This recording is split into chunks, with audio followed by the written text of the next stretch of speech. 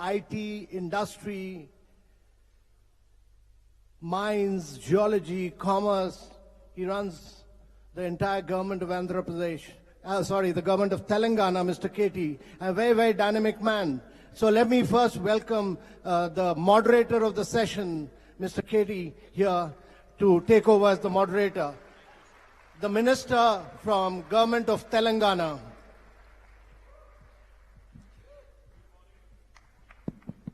If we can make this thing work. Good morning. So welcome you back. Welcome to the city of pearls. Welcome to the land of biryani. Welcome to Telangana. I hope you're having a great stay. We've had a great inaugural yesterday. Miss Ivanka Trump, Sherry Blair, Karen Quintos, Chanda Kochar. I don't think there could be a more cracker of a panel to begin a day with. So I am looking forward to this as much as you all are. But before we get there, let me just quickly talk about the state I represent. I come from Telangana. My name is KT Ramarao. I am the Minister for Industries, Commerce, Information Technology, Urban Development. I've had the privilege of serving as a minister for the last 3.5 years for the youngest state in India, that is Telangana, with Hyderabad as the capital. Now, in the last 3.5 years, we've tried to do some things which are truly unique, which are truly heartbreaking when it comes to innovation, workforce, skilling, etc., which is the theme that we're going to talk about today. On the innovation front, as it was mentioned by Ms. Trump yesterday, today we have India's largest technology incubator in Hyderabad called the T-Hub, which has been doing exceedingly well. And by this time next year, we will be having the world's largest technology incubator / startup engine in our own city of Hyderabad right here. In fact, innovation has been a huge driver in the growth story of Telangana in the last 3.5 years. Our Honorable Prime Minister, Shri Narendra Modi, for the first time in Indian history, for the first time in the history of this country, talks about Startup India. He realizes the importance of innovation. He realizes the importance of skills. He talks about Startup India. He talks about Skill India. And he also talks about how to ensure that this large demographic dividend, which is up for the grabs for India, because more than 50% of our population is less than the age of 27. More than 2/3 of India today is less than the age of 35. So that goes to tell you, India has the largest think force. I don't like to call it workforce. India today has the largest think force on the planet for any country in the history of the planet. As the world is aging, India is getting younger.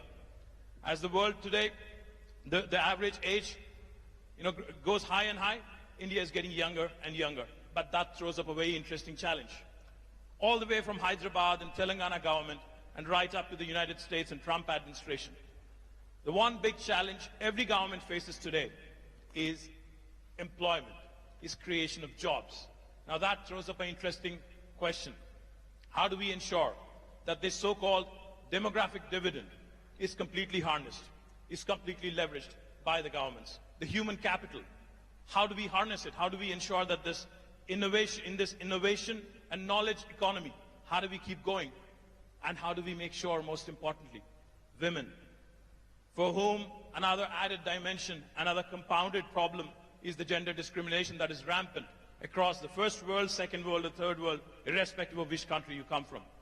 So we want to talk about all these innovation, skills. How do we ensure we create jobs? How do we also ensure at the same time we create both job creators, a platform for job creators like T-Hub, and how do we also ensure that for those people who are seeking employment, how do we make sure that they're adequately skilled?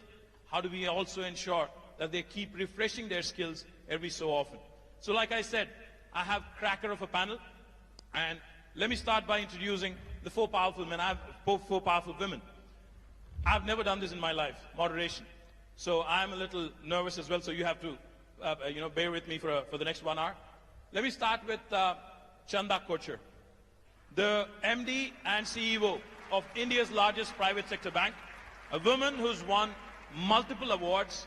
I can go on and on, but she's been consistently ranked among the top 100 most powerful women by Forbes and Fortune, and the winner of Woodrow Wilson Award for Corporate Citizenship. Chanda, thank you. I think you're here. Chanda Kochar, ladies and gentlemen, a warm round of applause, please. Next, I'd like to introduce Karen Quintos, the Chief Customer Officer of Dell, the highest ranked, most senior position held by a woman in Dell is currently held by Karen Quintos.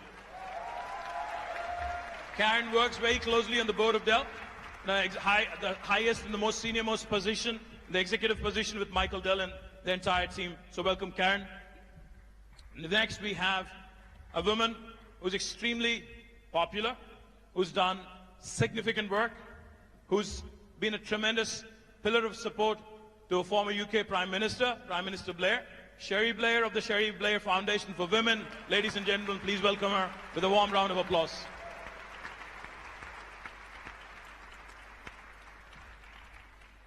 As I've mentioned, I'm the Minister for IT, Government of Telangana. IT normally stands for Information Technology. But for the last 1 month and more so in the last 1 week, IT also in Hyderabad means Ivanka Trump. The lady herself is here, arguably the most powerful woman in the world. Warm welcome to Miss Ivanka Trump. With a warm round of applause, please.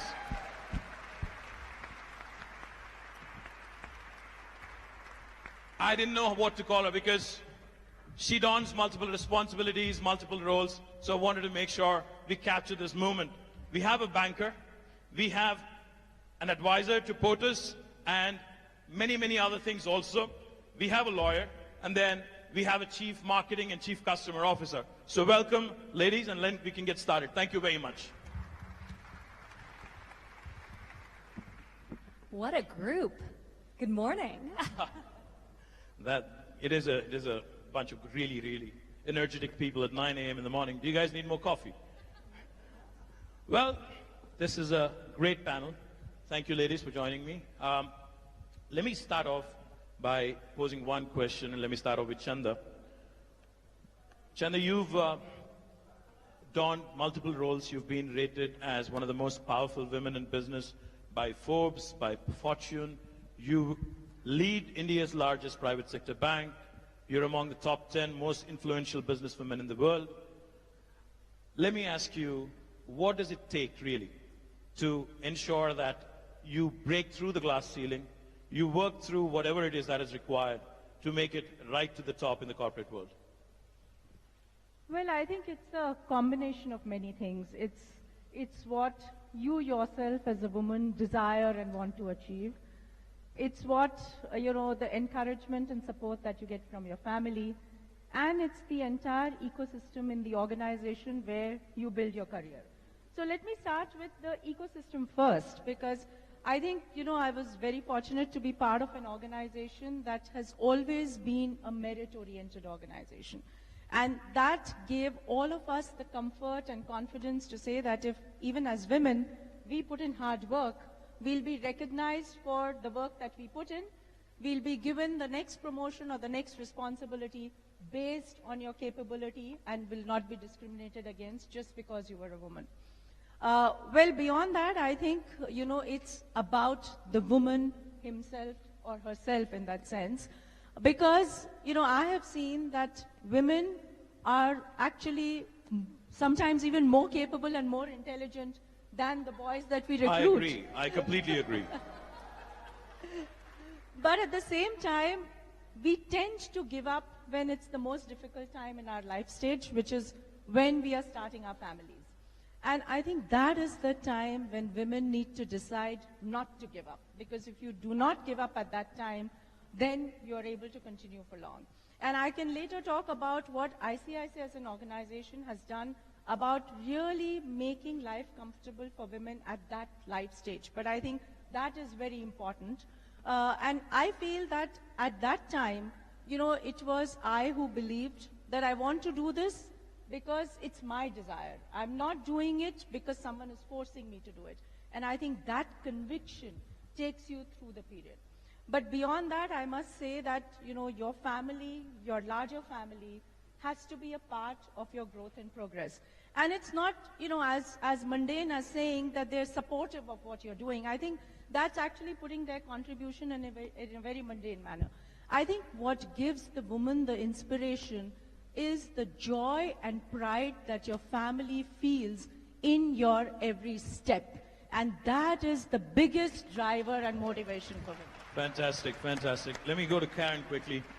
Karen, Chanda represents the Indian corporate sector. She's an Indian woman who's made it right to the top, and she's worked her way through. How different is it in the United States? You've worked prior to Dell at multiple organizations, and you've been with Dell for the last 17 years. As I've mentioned, you're the top most ranked women in Dell right now. How difficult or how easy is it in the United States or the first world for a woman to reach right up to the top and to do what you've been doing? Well, first of all, I agree with everything that she said in terms of what it takes to be successful. The confidence that you have to have in you and your capabilities and what you can do and what you can enable, I think, has a huge impact. And I couldn't agree more on when you reach those difficult times and you feel like giving up is when you actually have to stay the course, because as a mother of 3, 2 of which are daughters, it's unbelievable how much of a role model you can be as a successful woman in helping them and their friends and the larger kind of community and being successful. Candidly, I'm actually quite optimistic about what is happening now in this area. I think we all agree the numbers are not moving as fast as they need to be moving, but the amount of support that we are seeing in companies, CEOs, the White House, various other public and organizations in the support around getting more women into leadership roles and enabling that, I think today is remarkable. So it's still tough. I mean, it's still a environment out there that is really conducive to men, candidly, and I think through policy change, through culture change, through having great leaders step up and really want to change the game when it comes to this, I'm actually optimistic that over the next couple of years we're going to continue to see some real momentum.